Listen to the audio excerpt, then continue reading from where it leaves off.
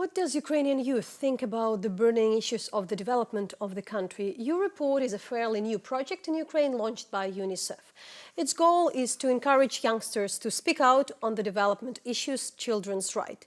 We have with us Richard Herts, the National Consultant on Youth Engagement and Partnership for You Report Ukraine, to speak on how to engage young people in national matters. And first of all, what are the issues you are working, first of all? What new we learned from the Ukrainian youth thanks to your project? Well, there's a huge amount of topics we are raising in your report. It's about employment, it's about education, sexual reproductive health and rights, different topics, because we're making those polls every week and we're working for about 2 years right now. So we made like over 80 polls with 80 almost different topics for that time. So, for instance, we have some of the examples. That's what you ask the Ukrainian youngsters, Yep. yeah, for instance, how they would like to learn on reproductive health education at school. And you see they would prefer lectures by experts, way more than lessons in schools and online lectures and webinars. The second thing we can also show, it's about the gender equality. I think it's indeed interesting, which we speak about the young generation. So we're speaking that the gender equality by today's Ukrainian youth, for majority, it's equal career opportunities, yeah. Equal pay. What else? So the evenly distributed housework and the no classes for boys and for girls. And I would like to bring the third graph it's on how people share the financial responsibilities with your partners. We are reminding this about the Ukrainian youth. So males, the guys say that, up to 77% of them, they would like to share, and 70% of females. So it looks optimistic. So what we learned from what you've figured out within these years about the Ukrainian youth? Well, for example, can I have the slide with sexual reproductive health Okay, and yeah, rights? let's go back to the first one. This poll was made with our friends NGO Synergizer. They were asking about those topics, and what they done, they used this data to lobby one very important topic. They went to Ministry of Education and Ministry of Health, and with actually their strong push and this data, they made the changes in a curriculum. So from this year, sexual reproductive health at schools as a subject will be not from 9th grade, but from the 8th grade. And there will be more hours which will be dedicated to this subject. What are the other things of that kind? Because that's exactly, and how welcoming is the government with your data? Actually very welcoming, because we have a steering committee which is based on the Ministry of Youth and Sports. And we have on this steering committee a lot of representatives from different ministries. Ministries of Internal Affairs, of Health, Education, many of them.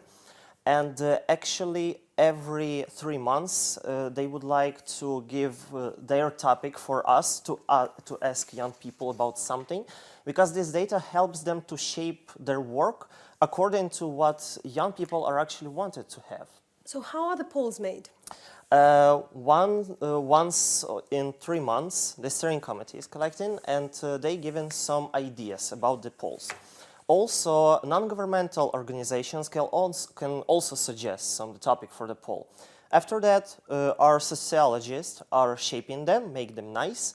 And after that, we have a youth committee, which is actually like 25-30 young people who look at those polls and looking, are they really understandable, and if they're like interesting, because we are still a youth project. And so what are the most important things we learned besides what we already discussed? Well, beside of that, there was a topic, for example, about cybersecurity. We learned that about 30% of young people actually contacted with strangers on the internet. It was during the topic of blue whales, the suicide game on internet. We made a lot of researches on free time of young people, what they're doing in their free time. We learned a lot about employment and education, like most interesting topics. But we are not just collecting data just to collect it and just to have it, but we make it for change. And here, this is a perfect example of change. Any other example? For example, also are exactly now the issues you're trying to lobby with the government? I don't have this infographic here, but for example, to remember the topic I was talking about the blue whale, the suicide game. There is a non-governmental organization, Lestrada, which gives they provide services for young people who would like to commit a suicide, and they call into the hotline to ask experts for help. And this data help them, for example, to shape their services, etc., etc. Can you generally compare the Ukrainian youth to their, Other to countries? the teenagers in the other countries in Europe? Is there anything specific? Yeah, there is specific things. For example, Europort is a worldwide project. So we have about 43 countries around the world. Ukraine was first in Europe in 2016. And yes, we have 57,000 of respondents, but every week about 15,000 responding, for sure. So we have about 30% of response rate. In other countries, the response rate is much more lower, for example, from 1 to 10% maximum, even though they have more people. But in the content, in what they say, it's in the more or content, less a lot of very interesting ideas. Those polls are not just 1, 2, 3. A young person can express their own opinion, and we will read it. And there's actually a lot of interesting things. We have a lot of things when young people are reporting about something but we didn't even meant to ask. A lot of things which helps us to, for example, understand that there are some stereotypes among young people.